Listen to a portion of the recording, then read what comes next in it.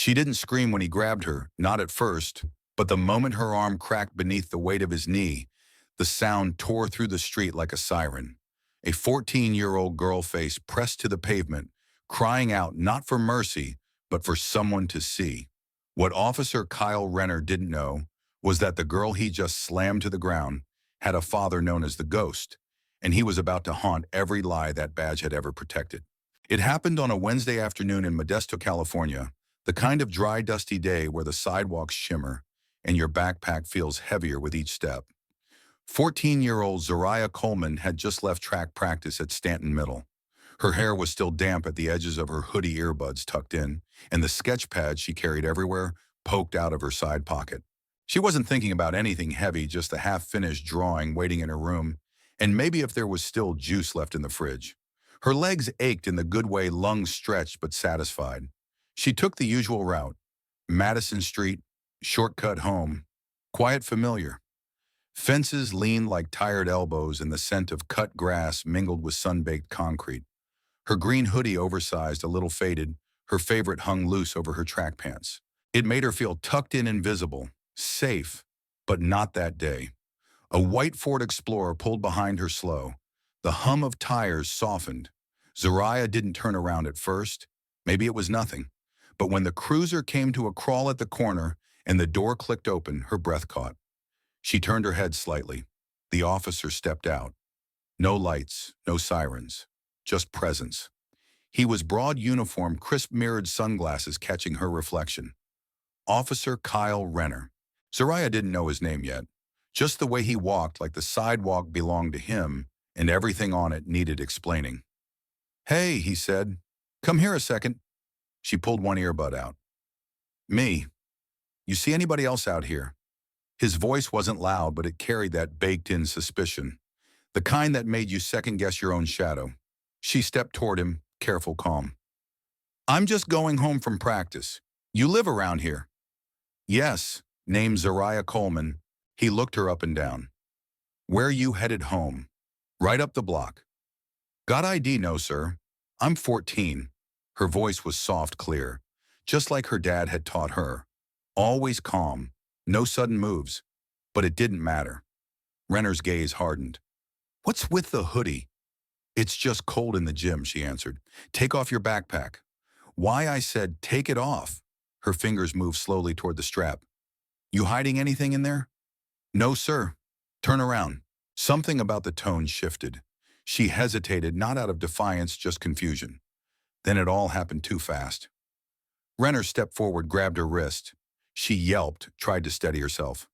"Wait," she said. "I didn't stop resisting," he snapped, twisting her arm. She stumbled on the uneven sidewalk, feet sliding off the curb.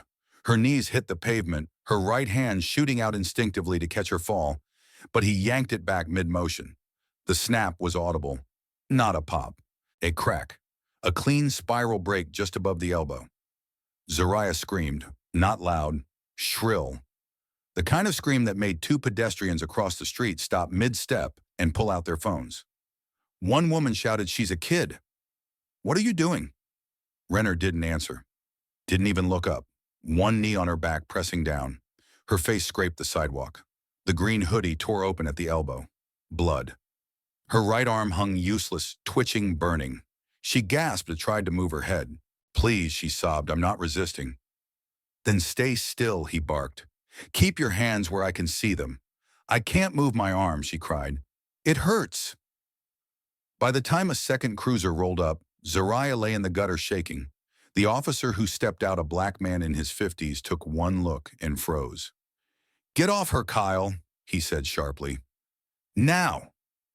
Renner straightened up slowly, brushing dust from his pants like he hadn't just pinned a child to the street. A medic was already being called. The woman filming stepped forward. "I got all of it," she said. "She never touched him. She didn't do anything." The man nodded solemnly. Zariah blinked through tears. "My name is Zariah Coleman," she whispered to the medic. That name, that moment, it was when everything shifted. The ER was bright and smelled like antiseptic and bleach. Zariah lay on the bed, hoodie, cut open, right arm elevated in a splint and foam. Her face was flushed, tear-streaked cheeks raw from the pavement. The break was clean but severe, a spiral fracture, the doctor said, the kind that came from twisting force. Reggie Coleman stood at the foot of the bed, broad shoulders stiff, hands clasped in front of him like he was trying to keep them from shaking. "What happened?" he asked softly. His wife Alicia had said almost nothing since arriving, just the necessary words to the nurses. Now she exhaled. "Cops said she resisted," she muttered. "Said she looked suspicious." "He broke her damn arm." Zariah's eyes filled again. "I didn't do anything wrong." Reggie stepped closer, lowered his head. "Did you resist?" "No." "Did you touch him?" "No." "Did he say why he stopped you?" "No. He just asked questions and then grabbed me." He nodded, jaw tight. "Okay, you remember everything." "Yes, we're going to write it down tonight, okay?" She nodded. A tear slid from her good eye. Reggie wiped it gently with his thumb. He turned to Alicia. "Who's the officer?" She handed him the intake paper. "Kyle Renner. Badge number's on there." Reggie read it once, folded it into his pocket. "Anyone get footage? 2 people. One video's already spreading." Reggie didn't flinch. "I'll talk to the chief." "You want to call a lawyer first?" Alicia asked. "I will," he said, "but I'm going to see him in person. They need to look me in the eye when I tell them what's coming." He left the hospital without raising his voice, but something inside him had already shifted. Years ago, Reggie the Ghost Coleman had walked away from the octagon, unbeaten quiet, without fanfare. He opened a gym for at-risk youth, stayed out of the spotlight, taught kids discipline and restraint. The local cops even sent teens to train with him. But this wasn't about control. This was about his daughter, and no one hurt his daughter without answering for it. The next morning, he stood alone in his gym. The air smelled like chalk and rubber. Sunlight filtered through the high windows. He was tying the ring ropes when Marcus Taylor, one of his oldest students, came in early. "Coach, I saw the video." Reggie nodded. "She's okay," he said flatly. "Resting. Man, people are pissed. I mean, that cop, he just slammed her." Reggie didn't speak, just kept working the rope. "You gonna say something?" Marcus asked. "I'm not gonna say something," Reggie replied. "I'm gonna show them." That afternoon, Reggie called Dana Chang, a freelance journalist who used to train at the gym when she was 15. "I need a favor," he said. "You still have your camera always. I'm holding a press conference tomorrow. Noon. At the gym. I want it recorded." "What's it for?" she asked. "For the cop who broke my daughter's arm," he said, and thought no one would care. The next day, Reggie stood in the center of the ring alone. No gloves, no spotlight, just a man with a calm voice and a message that would shake a city. "My daughter's name is Zariah Coleman," he began. "She's 14 years old, and she was treated like a threat because she wore a hoodie." He looked directly into the lens, and the world started listening. The video didn't just ripple, it detonated. Within 24 hours of Reggie Coleman's press conference, the footage of his daughter's arrest surged across social media like wildfire. No flashy edits, no dramatics, just raw truth. Zariah's body hitting the pavement, the scream, the blood, the officer's voice cold, commanding, barking accusations while she cried for help. People didn't need commentary. They saw it, they felt it, and they shared it. By the next morning, the number of views had crossed 6 digits, and Reggie's gym was flooded not with kids, but with cameras. Reporters parked across the street. Parents came by with casseroles, envelopes of cash words like, "We're with you," scribbled in Sharpie on folded cards. But it wasn't all encouragement. The first threat came 3 nights after the press conference, a voicemail left on the gym's landline. No name. Just a slow drawl. Maybe she should have done what she was told. Reggie deleted it without telling Alicia. The second came as red spray paint slashed across the back door Liar's gym. That one he scrubbed off himself at dawn before anyone could see. But when a black SUV started parking across from the Coleman home and never seemed to have the same driver twice, Alicia noticed, and she wasn't quiet about it. "We need to report this," she said, arms folded, watching the vehicle from the living room window. "We already did," Reggie replied. "They said they'd look into it." "And did they?" "You already know the answer." Still, they didn't back down. Zariah's arm, now casted from bicep to wrist, itched like hell, but she stopped complaining. Instead, she drew with her left hand, slower, shakier, but still her. She didn't ask to be part of a movement. She just wanted to go to school and draw faces from the bus window. But now her name was a headline. Her hoodie was a symbol. Her silence had become a scream the whole city heard. And somewhere in the middle of that rising noise, a message landed quietly in Reggie's inbox. No subject line. Just a name he didn't recognize, Miguel Torres. The message was brief. I need to speak with you. Off the record. I'm not the only one watching. I've seen what Renner's done before, and I have proof. That night, Reggie met Torres in the parking lot behind a shuttered laundromat near the city line. No one else. Just the two of them standing beside a rusted dumpster while the street lights buzzed overhead. Torres looked younger than 40, trim, nervous, not scared, but carrying that weight you only get from sitting on something too long. I've got 4 complaints, he said, voice low. All buried. One kid got a concussion. One had his ribs fractured. Internal review cleared Renner each time. All of it's in the system, but you got to know where to look. Why now, Reggie asked. Because this time, there's a video.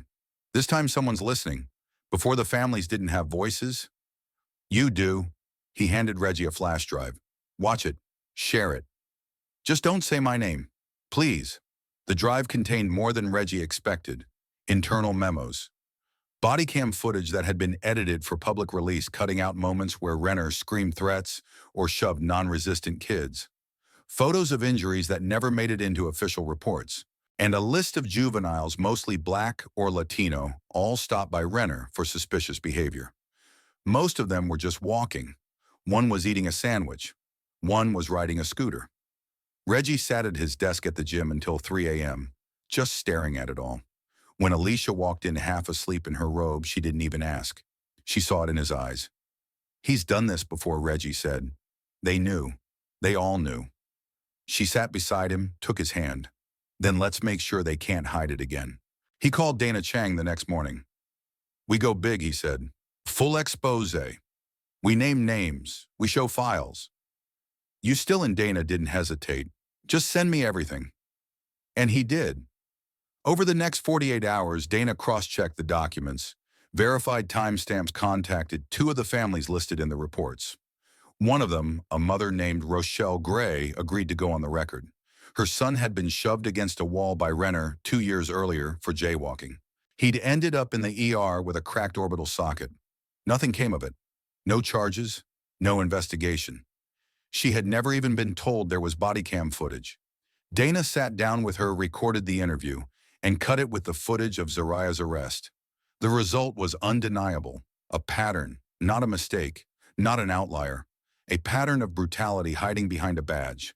Dana published it all under the headline, Pattern of Force, What the Modesto PD Tried to Bury.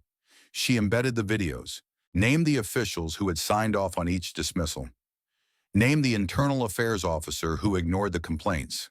And she didn't just name Renner, she named the system that protected him. By noon, it was everywhere.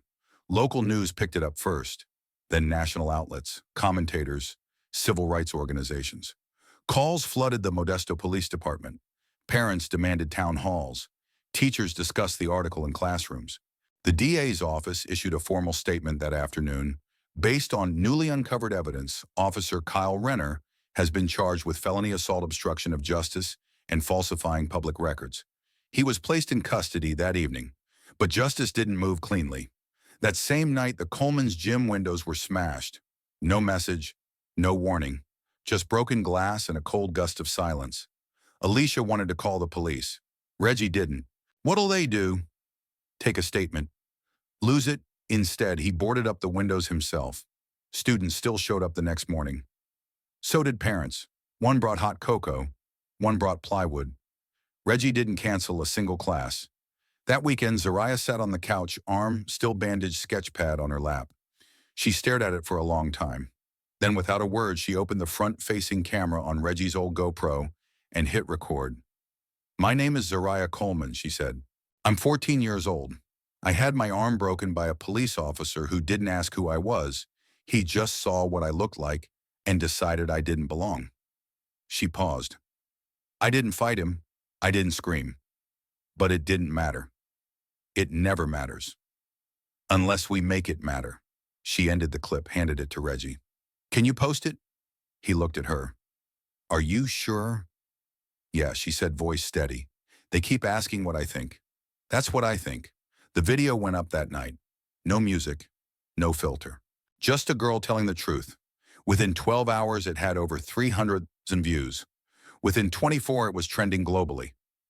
News anchors repeated her words. Students across the country posted clips in green hoodies saying her name. Zariah Coleman became a symbol. But in their homes, she was still just Z.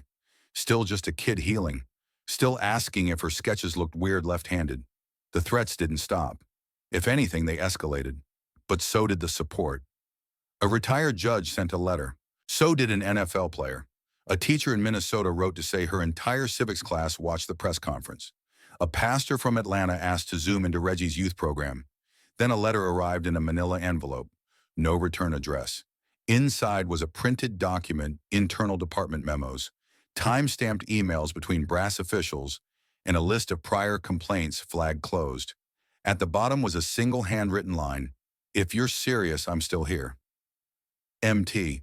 Reggie stared at the signature. Miguel Torres hadn't vanished. He was still watching. And now so was everyone else. The letter from Miguel Torres changed everything, not just because of what was inside, but because it meant he was still out there, still watching, still ready to push.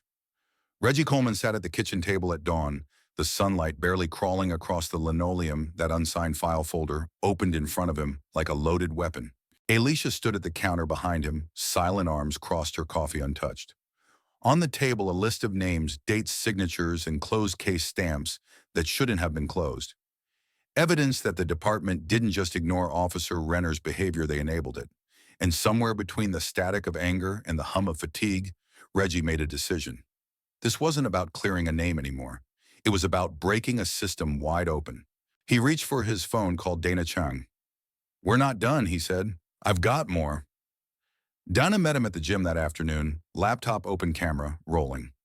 "You sure you want to publish this?" she asked, scanning the new batch of documents. "Once this goes up, it's war." Reggie didn't even blink. "Then let them come." And they did. Within hours of Dana's second expose, this one titled "The Blueprint of Silence: How Modesto PD Buried Its Own Dirt," Reggie's inbox exploded. So did the comments. Some were messages of hope from strangers across the country, teachers, former cops, civil rights attorneys. But others were sharp-coded, threatening. One message read, "Keep talking. Your daughter might not be so lucky next time." Another was just a photo, a blurred shot of Zariah leaving school circled in red. That night, Reggie installed new cameras around the house. The gym staff started walking every student to their car. And Alicia, normally the calm one, began sleeping with her phone under her pillow. But Zariah, she didn't flinch. She watched it all happen from the couch arm, still stiff in its cast eyes, sharper than ever. One night, Reggie came home late from the gym and found her in the living room recording again. "What are you doing?" he asked gently. She looked up at him without pausing the camera. "Telling the truth. Again." He sat down beside her. No words, just presence. The video she made was shorter than the first. Just her voice, her eyes, her story. She talked about being scared to walk home, about wondering if wearing a hoodie made her dangerous, about how the world only listened because there was a camera this time, and how many kids never got one. "I don't want pity," she said into the lens. "I want people to care before the damage is done." They posted it the next morning. No hashtags, no titles, just the truth. Within 24 hours, it was playing on morning news shows from New York to Denver. Local outlets ran special segments. One station aired her full statement unedited. A high school class in Michigan built a discussion curriculum around her story. Civil rights groups called. So did school boards. Even a few police officers, quietly, anonymously. The story had jumped from headlines to households, from one sidewalk in Modesto to a national reckoning. At the gym, Reggie made changes. The sign out front still read Coleman Youth Academy, but inside everything was different. He and Alicia renamed it officially the Zariah Center. The programs expanded overnight. Self-defense classes specifically for girls, know your rights legal seminars, free after-school tutoring, trauma counseling.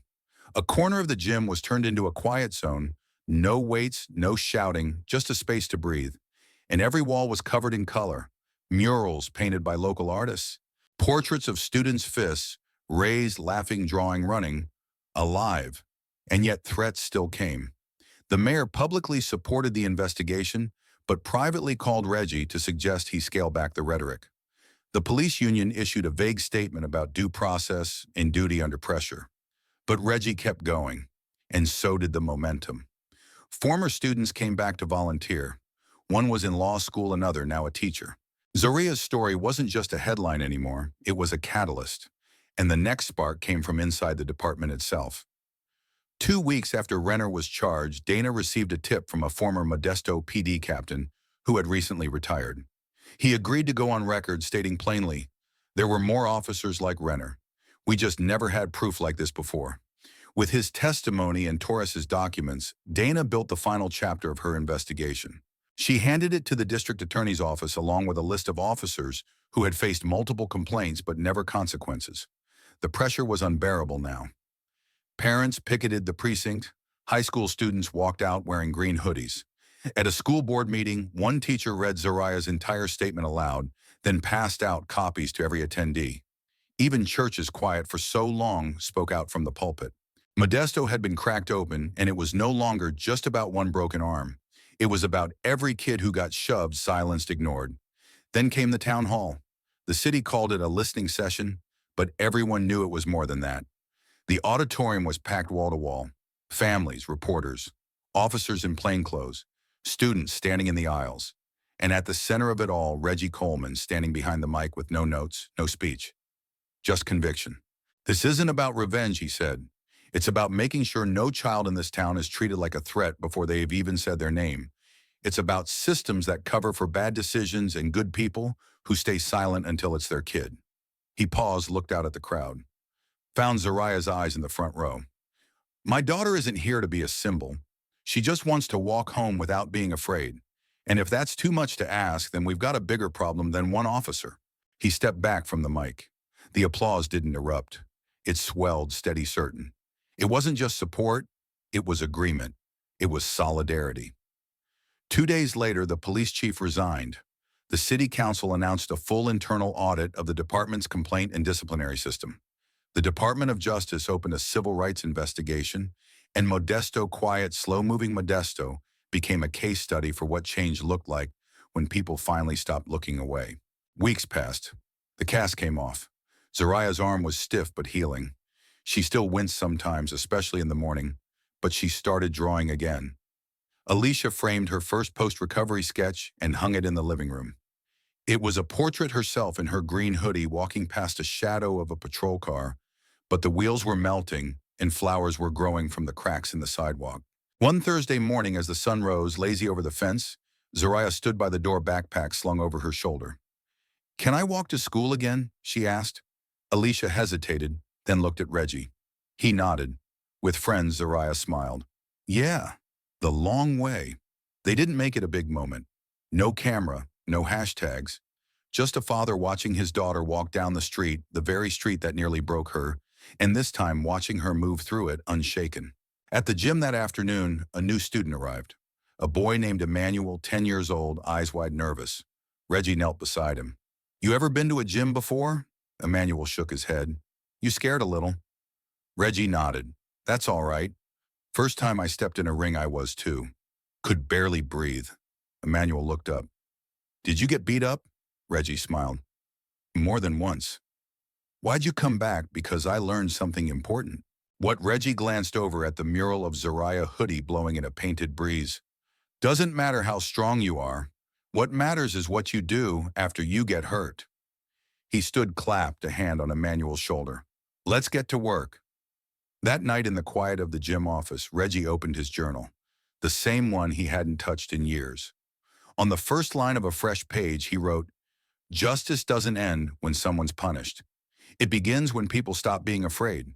Then he closed the book, flipped the lights, and stepped outside, ready for whatever came next. What happened to Zariah Coleman reminds us of a painful truth that in many communities across America, even a child walking home in a hoodie can be treated like a suspect. But what unfolded after that moment, the strength of her family, the courage of truth tellers, the power of a community that refused to stay silent, teaches us something even greater. Real change begins when ordinary people stand up in extraordinary ways. The lesson here is not just about one girl or one officer. It's about what we're willing to tolerate and what happens when we finally say no more. Zariah didn't ask to become a symbol. She didn't raise her voice with anger, she simply told the truth. And that quiet courage moved a nation. It reminded us that we don't need to be famous or powerful to make a difference, only honest, persistent, and unwilling to back down. Her father, Reggie, didn't respond with rage. He responded with resolve. He taught us that justice doesn't always wear a uniform or carry a badge. It wears the face of a parent who refuses to be quiet, a daughter who speaks her pain, a neighbor who chooses to care, a teacher who decides to listen. Change doesn't begin with revenge. It begins with accountability, with education, with action rooted in hope, not hatred. So to anyone listening, never underestimate the ripple effect of standing up. Whether you're a parent, a student, a teacher, or just someone watching from the sidelines, your voice matters. Your presence matters. And when you lift up someone who's been pushed down, you're not just helping them, you're reshaping the future. To our viewers here at US Instructive Stories, thank you. Thank you for taking the time to hear Zariah's journey, for not turning away from injustice but leaning in with empathy and open hearts. Every time you share these stories, talk about them at dinner, bring them into classrooms or workplaces, you're helping build something better. We believe stories like this are more than entertainment. They're a mirror, a wake-up call, a reminder of who we are and who we still need to become. If this story moved you, we invite you to share it. Speak up in your own way. And most of all, stay aware, stay engaged, and stay kind. Because as Reggie wrote in his journal, justice doesn't end when someone's punished. It begins when people stop being afraid. Thank you for being part of that courage. We'll see you in the next story.